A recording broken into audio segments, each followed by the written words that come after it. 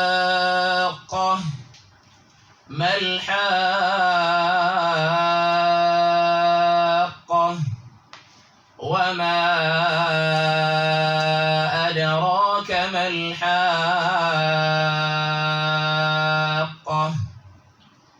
كذبت ثمود وعاد بالقارعة فأما ثمود فأهلكوا بالطاغية وأما عاد فأهلكوا بريح صرصر عاتية سخرها عليهم 7 ليال و8 أيام حسوما فترى القوم فيها صرعى كأنهم أعجاز نخل خاوية فهل ترى لهم من باقية أعوذ بالله السميع العليم من الشيطان الرجيم إن الحمد لله نحمده تعالى ونستعينه ونستهديه ونعوذ بالله من شرور أنفسنا ومن سيئات أعمالنا إنه من يهد الله فلا مضل له ومن يضلل فلن تجد له وليا مرشدا وأشهد أن لا إله إلا الله ولي الصالحين وأشهد أن محمدا عبده ورسوله بلغ رسالة وأدى الأمانة ونصح الأمة وتركنا على نهجه ليلها كنهارها لا يزيغ عنها إلا هالك اللهم صل وسلم وبارك على حبيبك محمد وعلى آله وأصحابه ومن والاه lẹ́yìn ìgbà tí a dá ọpẹ́ fún Ọlọ́run Ọba Allah subhanahu wa ta'ala ọba tí ó wọnú ìfẹ́ rẹ̀ ó wọnú bó ṣe tó rẹ̀ ó wọnú ìkẹ́ rẹ̀ ó jẹ́ kí Ramadan àtọdún yìí kó sojú wa à ń bẹ̀ àfa ìpín méjì rẹ̀ àfi ń bẹ Ọlọ́run Ọba kó jọ ọ̀pọ̀ rẹ̀ mọ́sàjà ṣe lórílẹ̀ ayé Ọlọ́run má ṣe Ramadan eléyìí má ṣe lọ́kọ̀ọ̀kọ̀ fún Ọlọ́run ọlá ìpín méjì rẹ̀ atọ́rọ àlékún kí àlékún gẹ̀fà nẹ́bọ̀ Muhammad àwọn aráalé àwọn sàhábà àti gbogbo àwọn tí wọ́n rìnà tí wọ́n jọ́sìn níbàámu pẹ̀lú bọ́lọ́run àtòjíṣẹ́ rẹ̀ ṣe ṣàlàyé abẹ́nú àánú rẹ̀ Ọlọ́run mọ́yà náà kó nínú Ọlọ́run ẹ̀yin ará nínú Islam eléyìí tí a fẹ́ máa bára wa sọ lórí ẹ̀ tá a fẹ́ máa tọ̀ òun náà nínú ọ̀rọ̀ Ọlọ́run ọ̀rọ̀ tó jẹ́ tó níye lórí jùlọ òun náà ní Al-Qur'anul Karim Qur'an alápọ̀nlé eléyìí tí Ọlọ́run sọ̀kalẹ̀ fanabu Muhammad bí wasitatil malakul Jibril alayhi salam léyìí tó ní kí Jibril ó mú wa máa bá tó sì ń kà á fún òun náà ni tí a bẹ̀ látòrí Suratul Haqqah ọgbọ̀ọ̀rọ̀ Ọlọ́run 69 ìyẹn ní súrà yìí nínú àwọn súrà tó jẹ́ pé Ọlọ́run Ọba Allah subhanahu wa ta'ala ó kádàrá kó sọ̀kalẹ̀ fanabu Muhammad ìyẹn ní gbòòrò Mẹ́kà torí kíni lọ́pọ̀lọpọ̀ gbà a máa ń ṣàlàyé fún wa kí làwọn àyàtọ̀ tí ń bẹ pẹ̀lú súrà tó máa ní súratun makkiyya wa hadhihi súratun madaniyya òun ni súrà tó sọ̀kalẹ̀ fanabi láàrin ọdún 13 àkọ́kọ́ nígbà tó sì wà ní ìlú Mẹ́kà tó máa ní súratun madaniyya òun làwọn súrà tó sọ̀kalẹ̀ fanabi sallallahu alayhi wa sallam lẹ́yìn ìgbà tí ó ṣe hijira tán lọ sí Medina kódà bí ó tiẹ̀ ṣẹlẹ̀ bí ó sọ̀kalẹ̀ lórí Medina á kà sí súratun madaniyya kí làwọn àmì tí súrà náà máa ń kó lọ́wọ́ òun náà ni pé gbogbo súrà tó bá sọ̀kalẹ̀ fún Ànábì ní Mẹ́kà labudda lahu min dirasatin aqaidiyya yóò máa tọ́ka lórí ipa àwọn olùgbàgbọ́ òdodo lórí ìgbàgbọ́ wọn sọ́dọ̀ Ọlọ́run tó pé gbára tí wọ́n jẹ́ ká Ànábì ó jẹ́ Ànábì Ọlọ́run lẹ́yìn 40 ọdún ajẹ́ gbogbo àwọn tí ń jíṣẹ́ fún Mẹ́kà ọ̀pọ̀ wọn gbà náà kò tí ì sí múmìnì rẹpẹtẹ nù wọn ntọ́lọ́ọ̀bà Allah ó máa try láti kì wọ́n lọ ní wípé yóò máa try ìgbìn sórí ẹ̀mí wọn ìgbàgbọ́ wọn sọ́ba dẹ́dà wọn ẹlẹ́ẹ̀kejì yóò máa sọ nípa ìgbàgbọ́ wọn sáwọn òjíṣẹ́ tá a rán sí wọn ẹlẹ́ẹ̀kẹta nú ẹ̀ yóò máa sọ pàtàkì jùlọ nígbàgbọ́ nípa ọjọ́ àlùkìyámà léyìí tọ́kànnú súrà yìí tó jọkànnú ẹ̀ òun la fi mọ̀ ìpè súrà yìí ajẹ́ pé náà àwọn súrà tó sọ̀kalẹ̀ fún Ànábì wa Muhammad ìkẹ́ àtọ̀lọ́ Ọlọ́run kó máa bá ní Mẹ́kà ni ọlọ́ọ̀bà aláàbẹ̀rẹ̀ súrà yìí pẹ̀lú bọ́sẹ̀ máa ń bẹ̀rẹ̀ àwọn súrà tó kún náà Al-Qur'an pẹ̀lú wípé bismillahirrahmanirrahim. bismillahirrahmanirrahim. pẹ̀lú orúkọ ọlọ́ọ̀bà Allah subhanahu wa ta'ala ọba tí a máa ń wọ́ràn lọ́wọ́ ló pẹ̀lú orúkọ rẹ̀ lórí gbogbo ń tábà dáwọ́lé lórí ó ní Ar-Rahman ọba tí ń kẹ́ gbogbo ayé lápapọ̀ tí ò tí ì sẹ́yìn kan jọ́tọ́ lọ́ba Allah ti dá sánmà àtilẹ̀ àti ìrèyàn kan tó náà pàpè mọ́ra wípé òun tọ́jú wa àbọ̀ òun mójútó wa nínú ilẹ̀ ní àbí ní sánmà. Ar-Rahim àmọ́ ń pè lọ́ba àsàkẹ́ ọ̀run ìyẹn ni wípé wa kana bil mu'minina rahiman yawmal qiyamah òun lọ́ba tó jẹ́ wípé yóò jà láàánú jùlọ fáwọn olùgbàgbọ́ òdodo ládàáyé tó bá di al-qiyamah.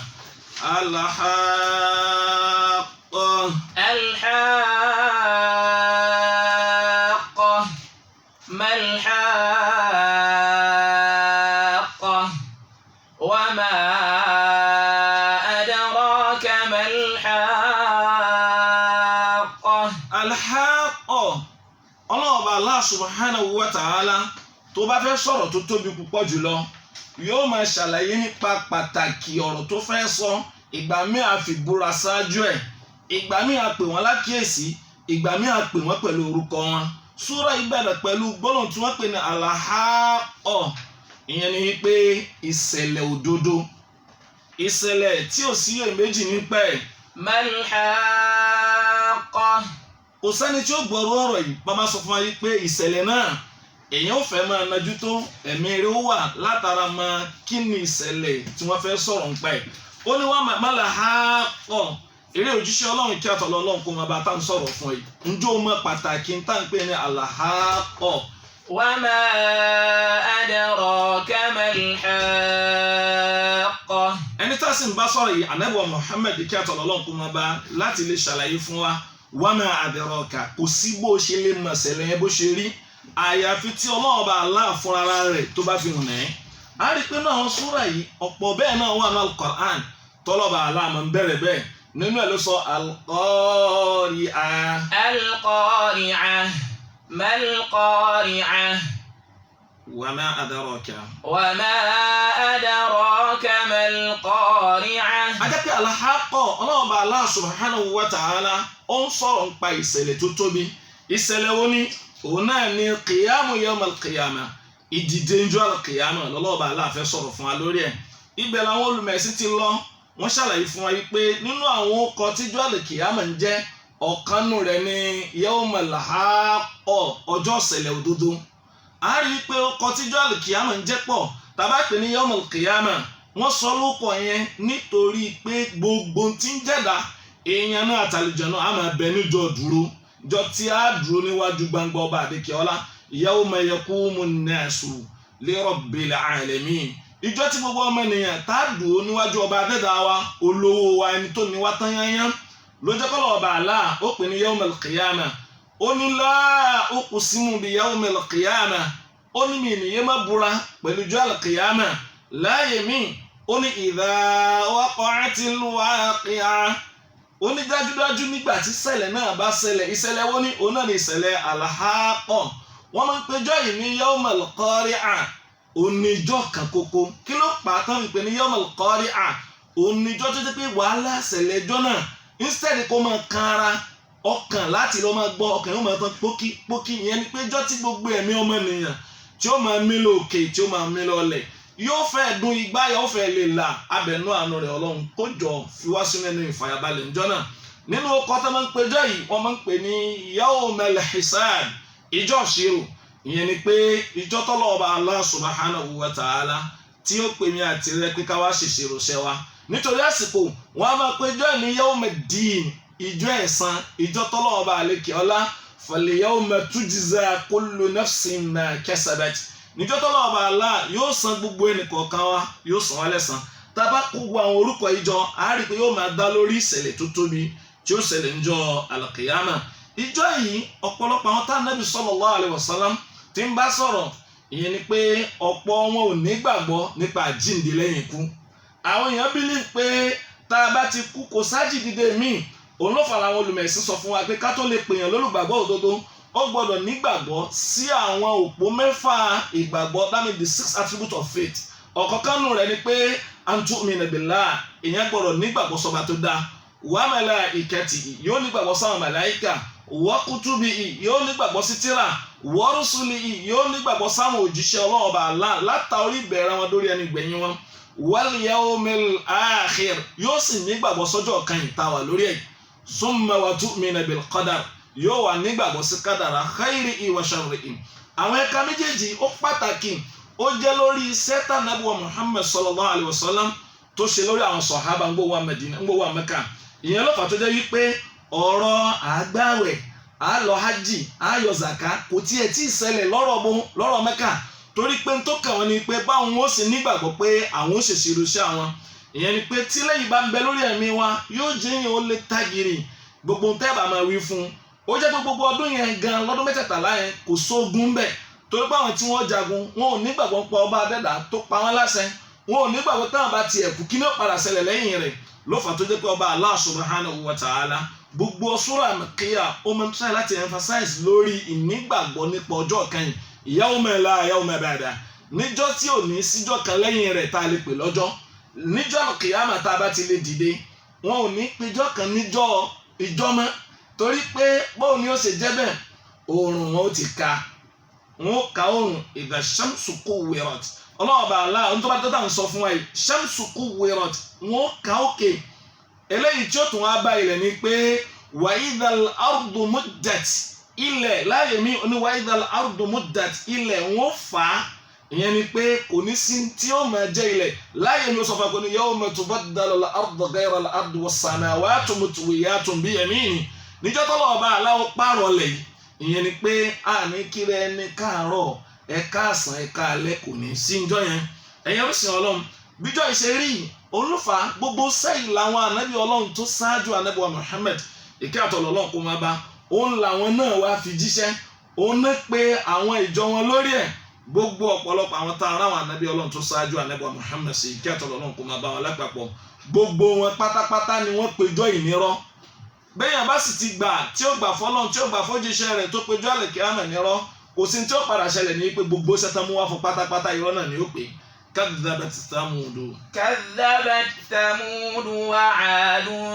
بالقارعة فأما ثمود فأهلكوا بالطاغية كذبت ثمود ó ní ìjọ àwọn Samudawa àwọn ìjọ tọ́nà ọba aláàárín ànábì Salihu sí alayhi salam ìyẹn ni pé kadhabat kí ni wọ́n pè nírọ́ ìyẹn ni pé kadhabat Thamudu sa'a kadhabat Thamudu al-haqqa àwọn ìjọ Samudawa wọ́n péjọ dìde ìyẹn ni pé ìjọ al-qiyamah al-yawma alladhi la yawma ba'da ìjọ tí ò ní sí ọjọ́ kan lẹ́yìn rẹ̀ wọ́n pè nírọ́. wa'adun bil-qari'ah àwọn ìjọ Adal Ula tààrà nẹ́bí Hudu alayhi salam tààrà wọn sí wa'adun bil-qari'ah àwọn náà péjọ kan kókó wọ́n pè nírọ́ kí ló fà á ìyẹn ni pé tí ń bẹnu àdámà kèfèrí ìyẹn ni pé nítorí àwọn èèyàn máa ṣe báwọn èèyàn ṣe ń ṣe lónìí tó jẹ́ pọ̀pọ̀lọpọ̀ àwa tòní náà máa ṣe bẹ́ẹ̀ ni pé ọ̀pọ̀ wa ò ní gbàgbọ́ pé ìjọ kan ń bọ̀ tá a dìde tá a bá kú ǹjẹ́ lẹ́yìn ikú famadha ba'dal maut àwọn èèyàn nígbàgbọ́ pé sẹ́mi kan tó ń bẹ lẹ́yìn ikú tẹ́ bá lọ wò báwọn olùmẹ̀sì tí wọ́n ń sọ fún wa wípé àyà tó sọ̀kalẹ̀ gbẹ̀yìn fún Ànábì wa Muhammad nínú Mẹdínà kí àtọ̀lọ́ Ọlọ́run kó máa bá táyà ní òsọ̀kalẹ̀ lẹ́yìn rẹ̀ tọ́pọ̀lọpọ̀ àwọn mufassirun wà lórí ẹ̀ wọ́n láyà tó lọ́run bá àlékè ọlá sọ fún wa wípé wattaqu yawman turja'una fihi ila Allah thumma tuwaffa kullu nafsin ma kasabat wa hum la yudhlamun ọlọ́ọ̀bá aláàní ẹ bẹ̀rù ìjọ kan ìjọ wo ni turja'una fihi ila Allah ìjọ tí gbogbo wọn padà sọ́dọ̀ ọlọ́ọ̀bá tó dá wa thumma ńgbà bá dọ́dọ̀ Ọlọ́run kọ́ kí ni ó ṣẹlẹ̀ tuwaffa kullu nafsin ọlọ́ọ̀bá aláwọ̀ pé fún gbogbo ẹ̀mí kọ̀ọ̀kan ma kasabat ń tàbá ṣe níṣẹ́ tí ìnígbàgbọ́ ń pajú àlùkìyámà tó bá ilé rinlẹ̀ sí wa ẹ má jẹ́ kí n tẹ̀yìn gbogbo bálabàlá tọ́pọ̀lọpọ̀ àwọn èèyàn ń ṣe lórí ilẹ̀ lónìí kọ́ láàmú ṣe o ìyẹn ni wípé wọn ò dá wa fáyé yìí tó ti àwọn èèyàn rò pé abẹ láyé yìí láàrin lọ́ní lọ́lọ́ọ̀bá Allah subhanahu wa ta'ala ń sọ fún wa pé زعم الذين كفروا أن لن يبعثوا ó láwọn kèfèrí ti pẹ́ ni wọ́n rò pé wọn ò ní gbá wọn dìde. قل بلى وربي ọlọ́run lọ́rọ̀ tí wọ́n sọ yẹn kò rí bẹ́ẹ̀ وربي mo fọlọ́run mi búra. لتبعثن ثم لتنبؤن بما عملتم. ó ní àgbẹ̀yìn dìde á wà fún yín nírò pẹ̀lú tẹ́mi àti ẹ̀ ṣe níṣẹ́. tí gbàgbọ́ bá wà pẹ̀lú wa ẹ má jẹ́ kí n tẹ̀ kódà gan ìwọ̀nba la nídìí ọlọ́pàá máa láwùjọ wa. wallahi ìwọ̀nba torí pé ẹni ó bẹ̀rù tó tọ́mọ ènìyàn ò sí bẹ́ẹ̀ torí pé àwọn àkídà ìjọ kan yìí ò sí lọ́dọ̀ wa àwọn èèyàn máa láyé wọn ò ní ṣe wọ̀rẹ́ ni tó dọ́rùn bọ̀ rí ni. ìyẹn ni pé kadhabat Samudu wa 'adun bil qari'ah àwọn náà péjọ kan kókó wọ́n pè ní ọ̀rọ̀. فأما ثمود فأهلكوا بالطاغية. nínú tọ́lọ̀ ọba Allah tó ti torí ẹ̀ pa àwọn ìjọ kan ṣáájú tó ti torí ẹ̀ pa wọ́n rẹ́ òun ni pé wọ́n péjọ al-qiyamah ìjọ dìde ìjọ òdodo wọ́n pè ní kíni wọ́n pè ní ọ̀rọ̀. ọlọ́ni fa'amma Samud sẹ́ẹ̀rí ìjọ Samudawa tá a rán Nabi Salihu sí fa'uhliku ọlọ́ọ̀ba Allah ó láṣẹ kíni apá wọn rẹ́ bit-taghiyah apá wọn rẹ́ pẹ̀lú ìyà tí máa mú ní dárun pẹ̀lú ẹ̀ṣẹ̀ wọn torí pé wọ́n kọjá àlà. apá kan náà àfa sọ fún wa pé qala Qatada ní bisayha pẹ̀lú ariwo oníkà màláíkà ò lọ jágbe mọ́ wọn. وأما عاد فأهلكوا بريح صرصر عاتية. وأما عاد ọ̀wájà àwọn ìjọ adàlíwúlá ìjọ tá a rán Nabi Hudu alayhi salam sí ọlọ́ni fa'uhliku báwọn náà ṣe péjọ yìí tí wọn ò gbà péjọ yìí òdodo ni bọ́pọ̀lọpọ̀ àwọn èèyàn tó wà lórí ilẹ̀ lónìí báwọn náà ṣe ń láyé tá à ń láyé bí ìgbà pa àní kú òun bẹ́ẹ̀ àbí tá a bá tiẹ̀ kú òun bẹ́ẹ̀ bí ìgbà pé wà ní ṣòṣìrò iṣẹ́ ọlọ́ni fa'uhliku birihin ntọ́lọ́n fi báwọn yẹn jà ní ríhìn atẹ́gùn kan sọ̀rọ̀sọ̀rìn atẹ́gùn yìí ó tutù gbogbo alámọ̀ yìí pé tẹ̀ máa ń bẹ lábẹ́ AC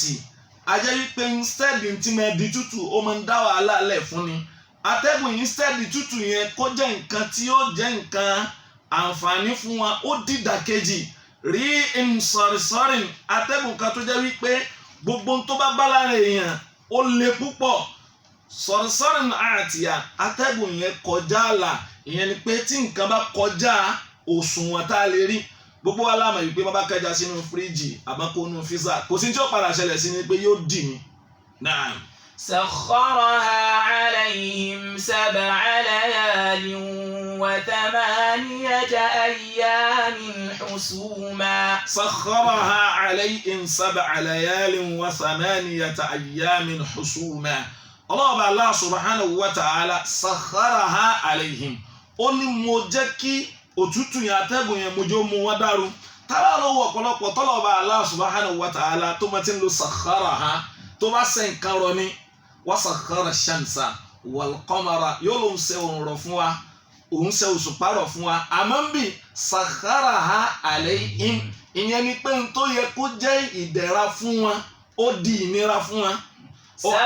ليال. 7 ليال òru méje ìyẹn ni pé wọ́n 8 أيام òru méje ìjọ mẹ́jọ tó tẹ̀léra wọn ìyẹn ìjọ mẹ́jọ ní tẹ̀léra wọn lọ́lọ́ọ̀bà aláàfin bá wọn wí.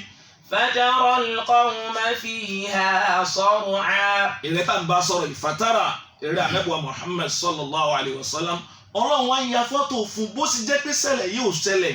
kò sojú àmẹ́bùwà Muhammad bẹ́ẹ̀ ọlọ́run bá aláwọn ń pè pé fatara al-qawm tó bá ráwọn ìjọ adẹ̀lẹ̀ òrùlẹ̀ yìí tá a ṣe báyìí fún wọn ò wá yàtọ̀ sí sọ́rà ìyẹn ni pé kéèyàn kàn máa ṣubú wọn kàn ń wólẹ̀ ni abẹ náà nù rẹ ọlọ́run kó má ṣàṣàánú fún wa ẹ wo bí tọrọ coronavirus gẹ́gẹ́ bá a ṣe bára wa sọ lórí ẹ̀ táwọn èèyàn ń sọ fún wa tó náà ń kì wá ń lọ ló jẹ́ ká jẹ́ kó yé wa pé a nígbà abùkátà láti bẹ̀rù ọba tó dá wa abùkátà láti tẹ̀ láṣẹ rẹ̀ tó bá jẹ́ wípé lo tútù ìyẹn ni pé ó lè má lo virus ṣèbí àmúmi gbóná torí pé bákan ni tí wọ́n dábàá change tanyanyan kò sí táàmù tí ó ràn kò sí táàmù òtútù atẹ́gùn tó tutù gidigidi ló bá wọn eléyìí jà ka annahum a'jazu nakhlin khawiya wọ́n wá dà gẹ́gẹ́ bí kùkùté dábìdùn gbogbo àwọn tábà máa ń lo oko a rí i pé ẹ kàn ráwọn ọ̀pẹ ọ̀kẹ́ ó kàn rí lórí ni ìyẹn ni pé àwọn èèyàn ń rìn lọ orí sì kúrò lára wọn khawiya ìlú yẹn wá di tó parun ó dàbí ìgbà wípé àwọn kan ò lóbẹ̀ rí. فهل ترى لهم من باقية. èrè iṣẹ́ ọlọ́run fahal tara tọ́lọ́ba Allah subhanahu wa ta'ala tó bá fẹ́ clear orílẹ̀-èdè kan yóò clear rẹ̀ táwọn èèyàn ní rí traces báwọn èèyàn gbé bẹ̀rẹ̀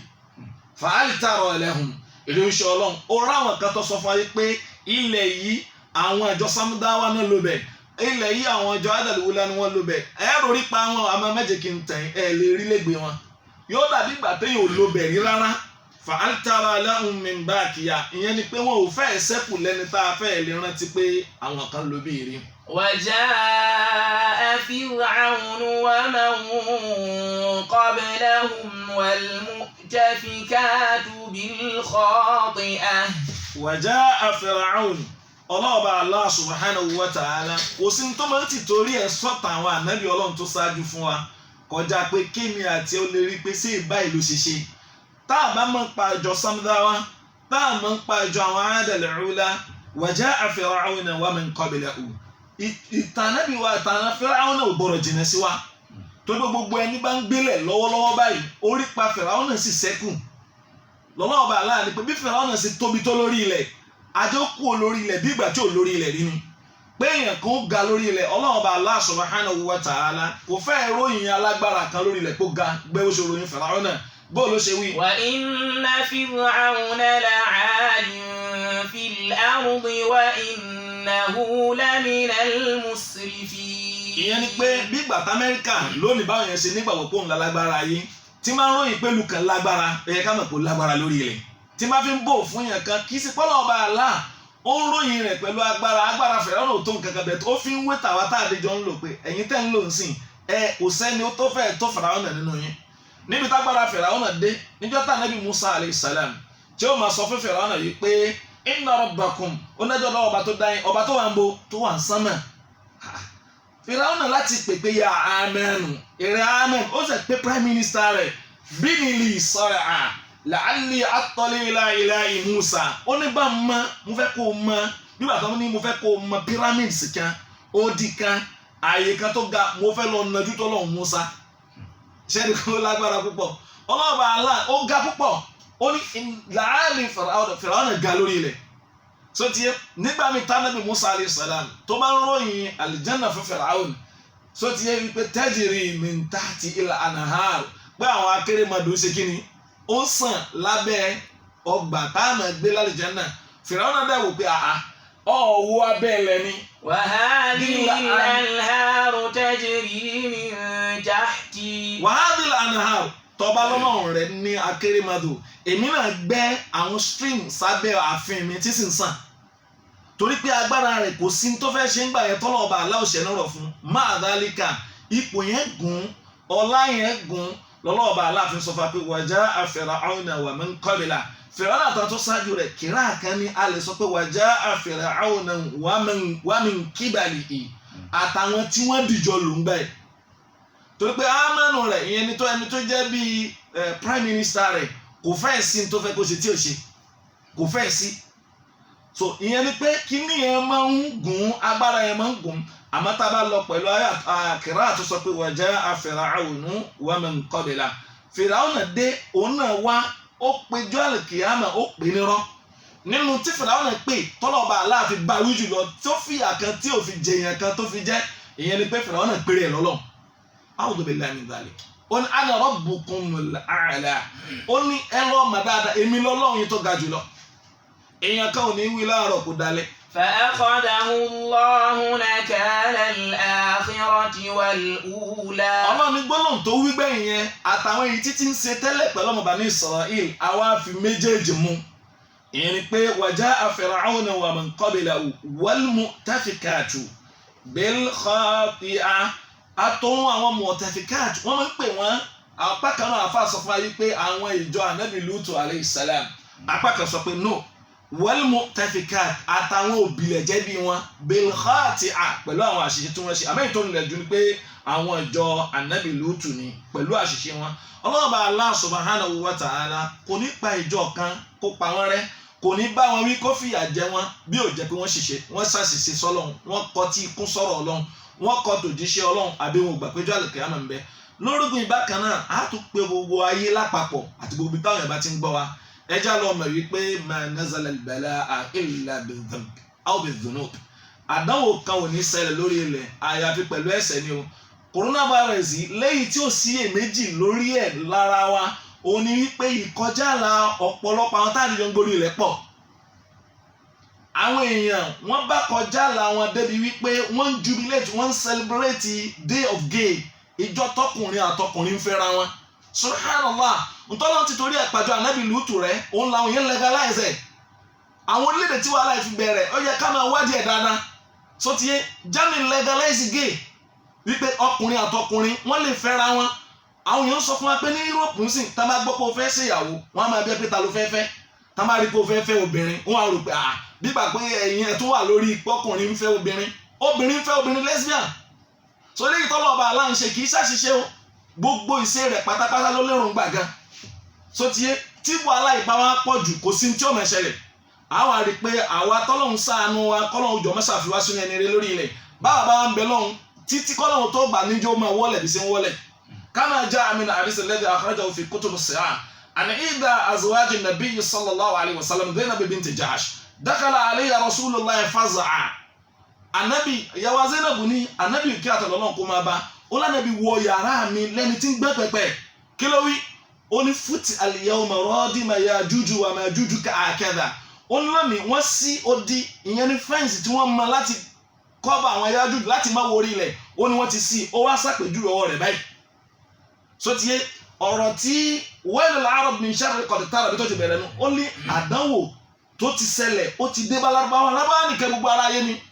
ẹ wọ́n báwọn yẹn ṣe ń ṣe lónìí gbogbo tí ó ṣẹlẹ̀ láyé làwọn ẹbẹ̀ jẹ́ kó máa ṣẹlẹ̀ gbogbo tí ó ṣẹlẹ̀ ìtẹ̀jẹ̀ ẹlẹ́yìn ṣẹlẹ̀ ọba mi wá ṣe sùúrù látara pé bóyá àtúbá so tiye bẹ́ẹ̀ tó mo fẹ́ mú nínú hadithi ni wípé ntí yàwá Zainab sọ ni pé anaalika wà fina salihun ṣe ọlọ́run máa fi àjáyé bí ṣe ń bá wa wí wà fina salihun táwọn ẹni rẹ̀ sì wà lórí ilẹ̀ Ànábì ní na'am oníbẹ̀ ni idha kathura al-khabath tí ìbàjẹ́ bá ti pọ̀ àwọn táwọn wà lórí ilẹ̀ ẹni ìbàjẹ́ pọ̀ jẹ́ ẹni rẹ̀ nú wa lọ tòbí káàdì agbọ́dọ̀ jékèlè iye wa torí pé ọlọ́ọ̀bà Allah state ẹnu ọ̀pọ̀lọpọ̀ àyè náà Al-Qur'an ó ní wa ma asabakum min musibatin àdánwò kan ò ní kan orílẹ̀ ìwé lẹ́yìn tí ń fi bá wa fẹ́ra yìí fabima kasabat bi aydikum wa ya'fu an kathir ẹ lọ́ mọ̀ pé níta fọwọ́ ara wa fẹ́ ni àwọn ọ̀dọ́ ta lọ́lọ́ ń bá wọn wí wọn ò fẹ́ ṣètò wa wọn ò sin ọlọ́mí gbogbo nù ran táwọn ọ̀dọ́ tó ṣáájú ṣe gbogbo ẹ̀ làwọn eléyìí ṣe gbogbo ẹ̀ làwọn táwọn ìjọ ń gbáyé lónìí ṣe ó wá dàbí gbàgbà dáhùn pé àwọn ọwọ́ ọlọ́run kó wa mẹ́yìn ló bá pé a fẹ́ hàn pọ̀ àti ká kọ́kọ́ túbá sọ́dọ̀ ọlọ́run torí pé wala ma rafa'a al-bala'a illa bit-tawbah kò sí tó lè má dánwò kó fáwọn èèyàn àti kí wọ́n túbá àwọn tí wọ́n túbá náà jọ tó ṣáájú ọlọ́ọ̀bá Allah ó kàmójú kó fún wọn. فعصوا رسول ربهم فأخذهم أخذة رابية. فعصوا رسول ربهم wọ́n kọ̀ tí òjíṣẹ́ Ọlọ́run ọba wọn ìyẹn ni pé nígbà wo Ọlọ́run ọba Allah subhanahu wa ta'ala níjọ́ wo ló ti ṣàlàyé kọkùnrin ó máa fẹ́ ọkùnrin pé nínú ìwà burú ni nínú ẹni tá a lè pa tá a pa wọn òní wọn wà man àgẹ́mi tá a máa já àmì hadith sahih òní man amala bi amali qawmi Lutin faqtul fa'ila wal maf'ul lahu bí ó ní tẹ́ bá rí èèyàn kan tí ń ṣerú ìṣesí táwọn ọjọ́ ànábì Lútù tí wọ́n ṣe kíni tí wọ́n ṣe ó ní ẹpẹ́ ni tí wọ́n àti ẹnìkíní àtẹnìkejì ẹni gbára lẹ̀ lọ́kùnrin àtẹni tó fẹ́ máa súnmọ́ ẹpa wọn bẹ́ẹ̀ lẹni tí ń súnmọ́ dábàá nínú àwọn tí sẹ̀ríà Islam pè wá lákèsí pé àdánwò òní káwọn èèyàn máa súnmọ́ dábàá ẹranko gbogbo ẹ̀ kò sí táwọn èèyàn máa ṣe lórílẹ̀‐èdè ayé kò sí tí wọ́n máa ṣe kò fẹ́ sínú bàjẹ́ kan zina gbajúgbajà zahara al-fasadu bil-barri wal-bahri bima kasabat aydi an-nas ìbàjẹ́ yẹn wá gbogbo látara tí ń tọwọ́ wá jáde àwa sọ pé báyìí ìyẹn ni pé ó yẹ ká rí inú oṣù yìí gẹ́gẹ́ bí oṣù kan tọ́lọ̀ ọba aláàfin fẹ́ ṣàánú fún wa ká lè sọ fún gbogbo ayé orílẹ̀-èdè náà àwa náà máa ti ń ṣe wá náà àwa náà máa ń tàn dánú ẹsẹ̀ kì í ṣe pé àwọn tí wọn ò sí orílẹ̀-èdè wa àwa gan máa ń tàn dánú ẹsẹ̀ só ti yé ìyẹn ni wípé àwọn yòókù ńlá wa tí ìbàjẹ́ pọ̀rọ̀ coronavirus dancing làwọn yẹn tó mọ̀ wípé àṣẹ bí health sector wa ṣe rí nì só ti yé ó wá di wípé ventilator àwa mọ iye tá a ní lórílẹ̀-èdè àfẹ́ ní pé méjì so níbi táwọn orílẹ̀-èdè kan ti ní 500 so ẹ wá sọ fún mi ibẹ̀ làwọn ẹ̀sán kà sí lọ hospital kò sí isolation center àṣẹ̀ṣẹ̀ máa kọ́ ẹ sọ fún mi àṣẹ̀ṣẹ̀ máa kọ́ kò sí ambulance wọn lè fi gbéyàn wọ́n fún ambulance gbéyàn kò ní AC nínú ẹ wá ń béèrè ṣèbára kí ni agolmu àbòsí tó pọ̀ lórí ilẹ̀ ni ọlọ́ọ̀bà aláàmọ́ fi ń báyàn wí so àti tá a bá lè túbá kúrò lórí ẹ̀ náà. إنا لما طغى الماء حملناكم في الجارية. àríkọ́ ní فعصوا رسول ربهم wọ́n pe òjíṣẹ́ Ọlọ́run wọn nírọ́ ìyẹn ni pé gbogbo ẹni tó bá ti pòjíṣẹ́ kan nírọ́ ó ṣe kí ni gbogbo òjíṣẹ́ Ọlọ́run Allah ló pè nírọ́ man kadhaba rasula wahida téèyàn bá pò òjíṣẹ́ kan nírọ́ gbogbo òjíṣẹ́ tó kù ló pè nírọ́. كذبت عاد المرسلين. كذبت عاد المرسلين àwọn ìjọ àdàlùwúdà ànábì Húdù ni wọ́n pè nírọ́ o àmọ́ Al-Qur'an ní كذبت عاد المرسلين àwọn ìjọ àdàlùwúdà wọ́n pe àwọn òjíṣẹ́ Ọlọ́run nírọ́ torí pé gbogbo àwọn ànábì Ọlọ́run yẹn iṣẹ́ kan náà ni wọ́n dìjọ mú wa. àmọ́ ń pe kí yẹn ní tawhidul risala ìyẹn ní the uniformity of their message. ànábì Muhammad ó ní nahnu ma'shar al-anbiya abna'i alatin dinuna wahidun wa shari'atuna mukhtalifa. gbogbo dáwà táwọn ànábì Ọlọ́run mú wa pátápátá ọ̀kan ṣoṣo ni gbogbo wọn ní imanu billah nígbàgbọ́ sọ́lọ́run wa malaika bákan náà ni wa rusuli wal yawmil akhir wal qadar wal kutub gbogbo wọn pátápátá ṣẹ̀rí àwọn lókàn yàtọ̀ tó lọ́wọ́ bá Allah ó ní ja'alna minkum shir'atan wa minhaj. ẹyọ kan tó yàtọ̀ mbẹ́ nìyẹn ìyẹn ni pé Ọlọ́run fún wọn lófin tí ó sì dédé àsìkò wọn ntí ó rọ̀ wọn lọ́rùn torí gbà táwọn tó lọ tó ṣáájú ó yàtọ̀ sígbà tiwa bọ́lọ̀ bá Allah ṣe máa ń ṣe nìyẹn. náà. إنا لما طغى الماء حملناكم في الجارية. إنا لما طغى الماء dájúdájú Ọlọ́run bá Allah ó tún fẹ́ sọ nípa àwọn ìjọ kan láwọn tí wọ́n wá ṣáájú Fir'aun alayhi min Allah ma yastahiq. àwọn àjọ wo ni àwọn àjọ Ànábì Nuhu alayhi salam àwọn tọ́lọ́run ti torí tí wọ́n ṣe ó ti torí ẹ̀ payé rẹ̀ tányányán orílẹ̀-èdè tí ń bá wa jà nígbà táyé ò tí ì dé globe tí ò já lóra wọn yìí gbogbo wọn ti ń bẹ lórí ilẹ̀ Ọlọ́run bá Allah clear bó ló ṣe clear àwọn bó ló ṣe bá wọn wí kí ni wọ́n kadhabat ha'ula'i bi yawmil qiyamah ìjọ al-qiyamah làwọn náà pè nírọ́ Ọlọ́run bá Allah ṣe kí ni ó pa gbogbo ẹni tí ń bẹ lórí ilẹ̀ ìyẹn ni pé wọ́n kọ̀ tòjíṣẹ́ wọ́n kọ̀ tànábì Nuh wọ́n lù kò sí tí wọ́n pè. wa qalu majnunun wasdujir. ọ̀nù tí wọ́n pa ànábì Nuh alayhi salam nígbà yẹn pé wéré mẹ́ni ẹjẹ́ jìnà sí. فدعا ربه أني مغلوب فانتصر. nígbà tí wọ́n wí wàhálà yìí torí pé ànábì Nuh alayhi salam kọ́nà ọba aláwo tó máa múyà rẹ̀ wá gẹ́gẹ́ bí ọ̀rọ̀ géètà sọ fún àtàwọn ẹ̀ṣẹ̀ míì tó gbajúgbajà láyé ṣe mọ̀ pé dìsín náà àwọn yẹn sì ń suspect kó má jẹ́ wípé àwọn kan ni wọ́n po ọ̀rọ̀ fáírọ́ọ̀sì yìí papọ̀ fún wa gẹ́sìkíá tó bá lọ jẹ́ pé bó ṣe rí nìyẹn wallahi wọn ò ní lọ láì jẹ̀san wọn ó gbẹ̀san wájú ọlọ́ọ̀bá adẹ́dà tó bá yẹ lọ rí bẹ́ẹ̀ tí ó bá wá rí bẹ́ẹ̀ jẹ́ kálukú túbá lórí àlámọ̀rí tá a bá ṣe torí pé àjọ ànábì Nuhu alayhi salam pẹ̀lú tí wọ́n ṣe pẹ̀lú òjíṣẹ́ wọn ànábì Nuhu alayhi salam ó wà láàrin wọn falabitha fihim alfa sanati illa 50 aman 950 years ló fi pè wọ́n máa dálíkà wọn ò gbà nígbà tí wọn ò gbà rọ̀mọ́wù bil hijara wọ́n lẹ̀ lókúta wàázùú wọ́n fara ní gbogbo níran ìyà ni wọ́n fara ní sótìyé inni da'awtu qawmi laylan wa nahara ó ní mo pè wọ́n lọ́sàn-án mo pè wọ́n láàárọ̀ wa lam yazidhum du'a'i illa firara bí mo ṣe ń pè wọ́n tó instead kí wọ́n máa súnmọ́ mi wọ́n tún sá ni wastakshaw siyadahum kódà ìgbà míì wọ́n á tún daṣọ borí so nígbà tí yóò bá ṣẹlẹ̀ fún kí lọ́lọ́ọ̀bá àlá anábì Nuhu ṣe kí ni ó change ọ̀rọ̀ pẹ̀lú wọn bá a bá tiẹ̀ lánàbí Ọlọ́run tí ó sọ pé nígbà tá a gbọ́n tọ́lọ́run sọ tí ó sì pè nísìnyí so àwọn náà yà mọ̀ pé ọ̀rọ̀ Ọlọ́run ti ń bẹ lórí ilẹ̀ ńkọ́ yìí tá anábì wa Muhammad sọ kalẹ̀ fún wa ńkọ́ ó ní fada'a rabbahu anábì Nuhu ìgbà ló ṣẹ̀ṣẹ̀ wá bẹ lọ́run rẹ̀ ó ní anni maghlubun fantasir Ọlọ́run wọn ti aláìlágbára ni mí ọ̀lẹ ni mí fantasir ràn mí lọ́wọ́ lórí àwọn ìjọ tí wọ́n kọ́ tiẹ̀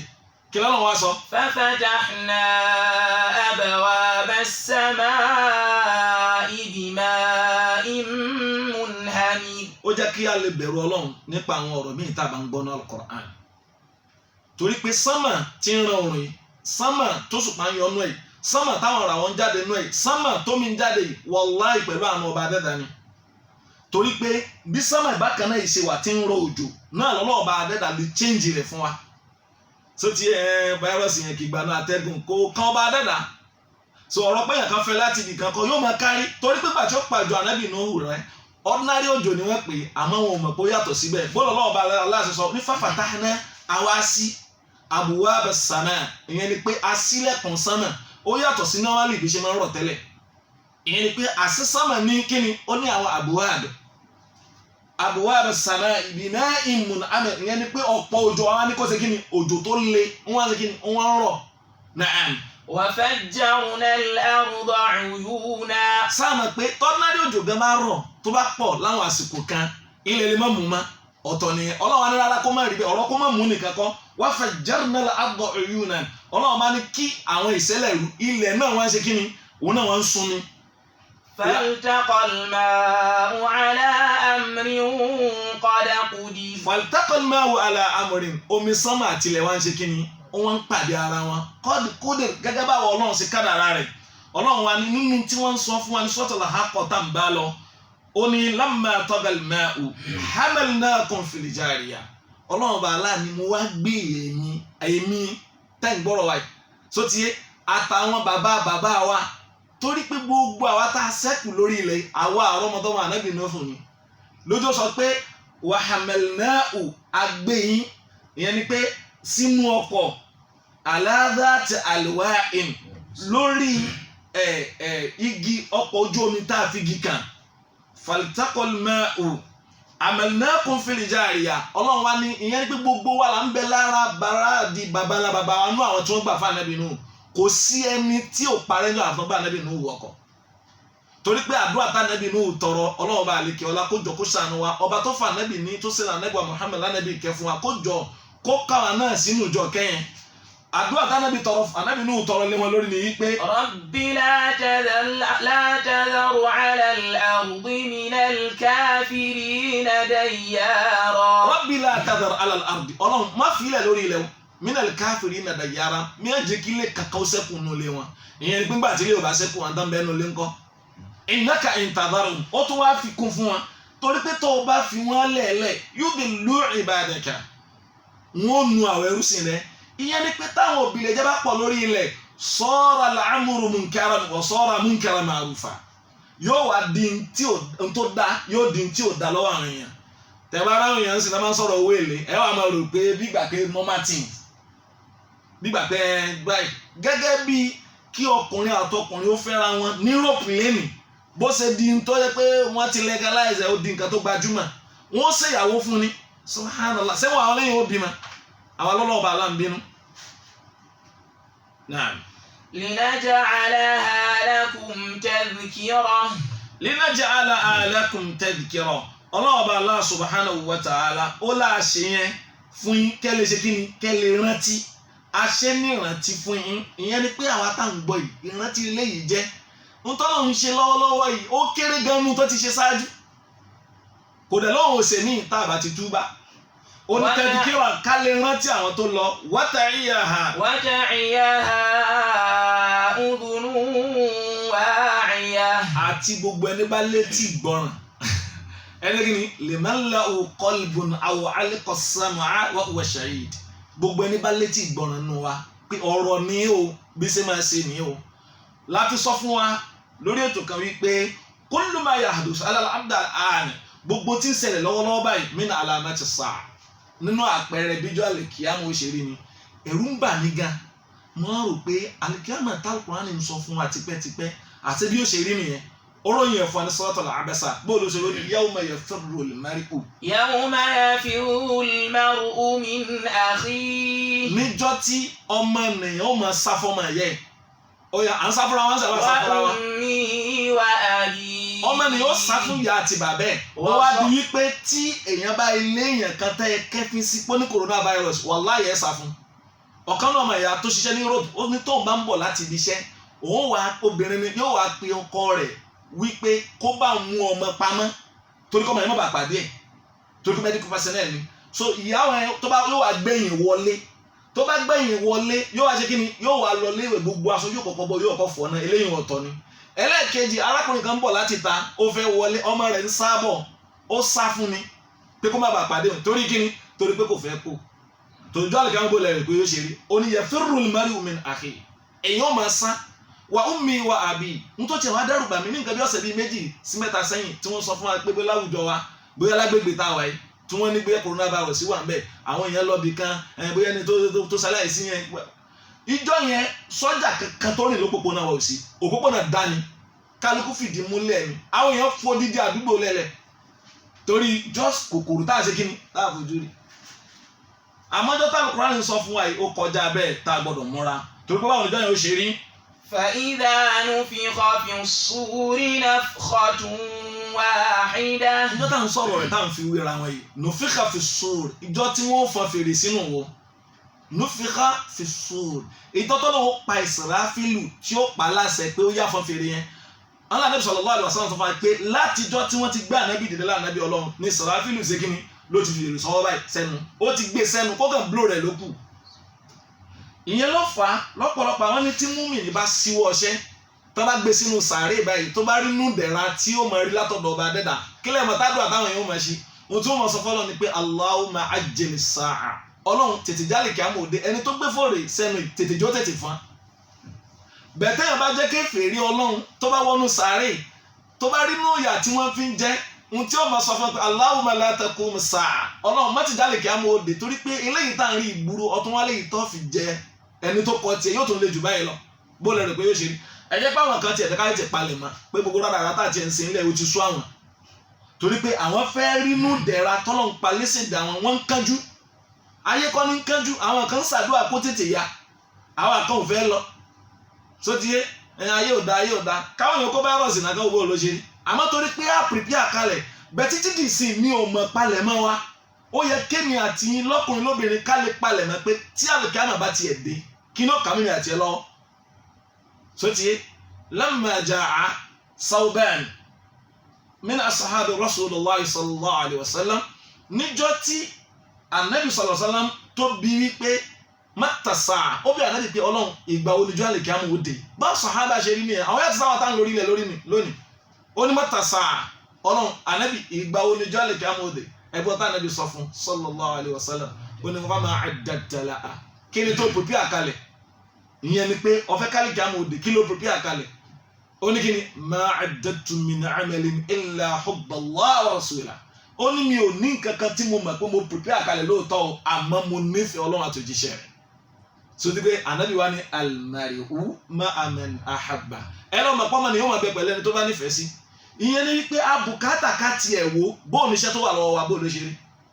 ṣẹṣẹ yẹn wọ́ọ̀tì ń ta lè fi pàdé Ọlọ́run bẹ́ẹ̀ yóò bá gbáwẹ̀ rí ẹjọ́ gbáwẹ̀ lọ́dún yìí so tí a máa ń bẹ lórí ẹ̀ṣẹ̀ kan tó mọ̀ pé ó lè ká ọmọ ẹjọ́ ṣe kí ni ẹjọ́ tètè túbá kó lórí ẹ̀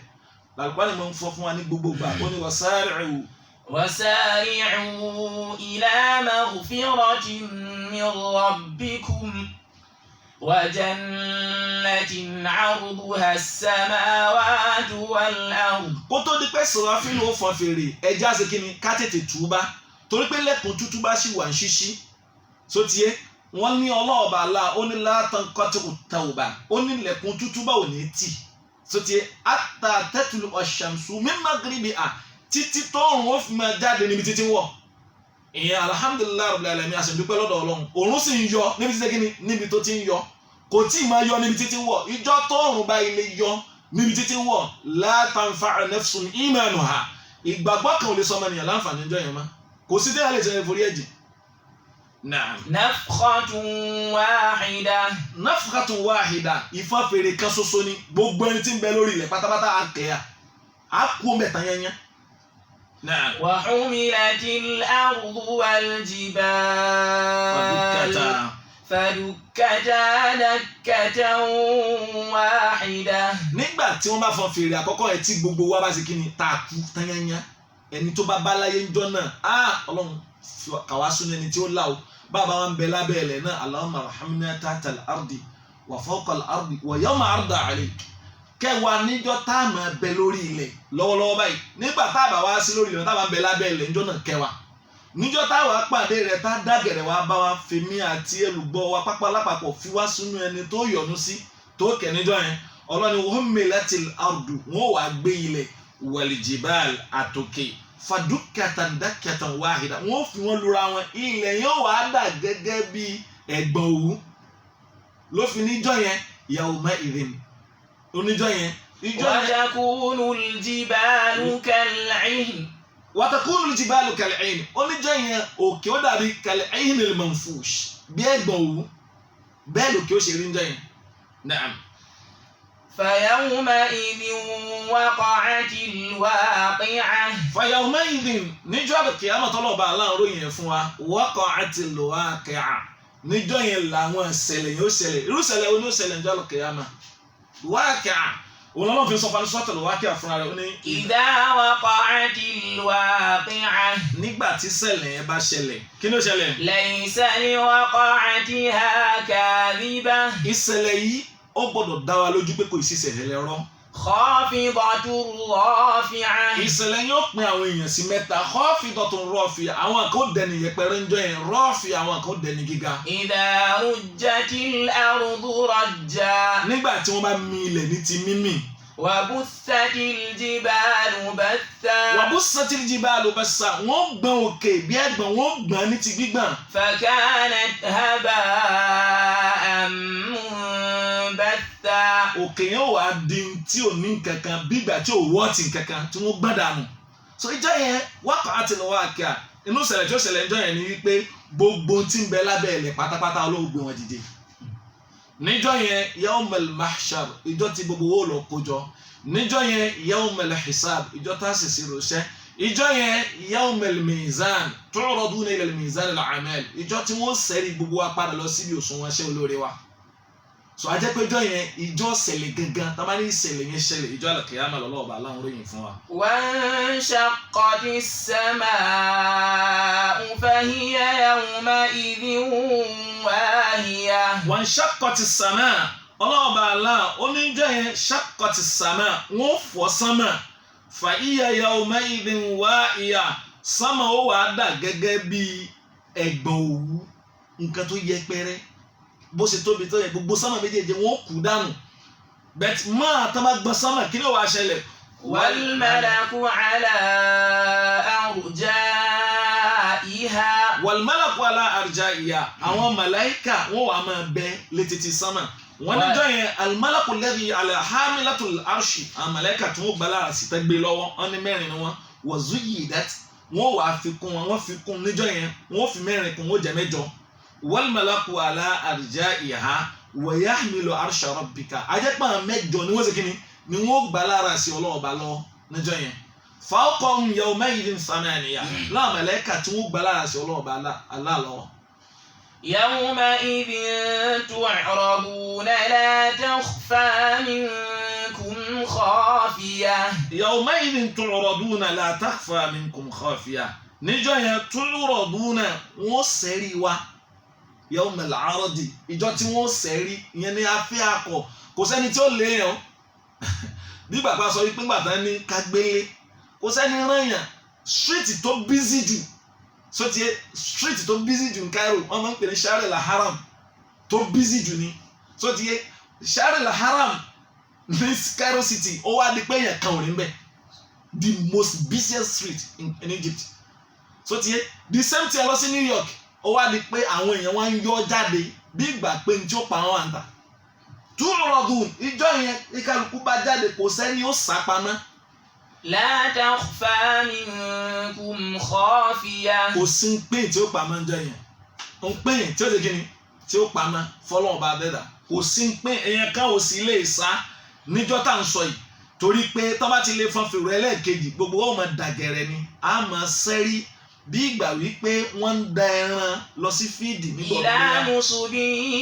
يوفضون. ìlà nùsùbí yóò fi dùn wọ́n máa gbé wa lọ síbi òṣùwọ̀n ṣé olóore wa ibẹ̀ láàmà dàgẹ̀rẹ̀ ńjọ́ náà lọ.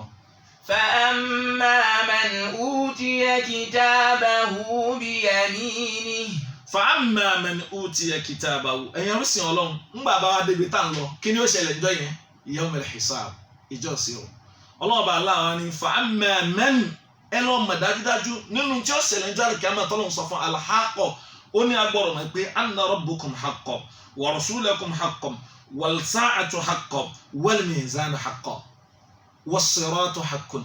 gbogbo àwọn nǹkan yìí agbọ́dọ̀ nígbàgbọ́ nínú rẹ̀ pé ìjọ ìṣirò wà ọlọ́ọ̀bá aláǹgbà bá wá káwọn èèyàn dúró níjọ́ ìṣirò tán kó wa débi òṣùwọ̀n ẹṣẹ́ wa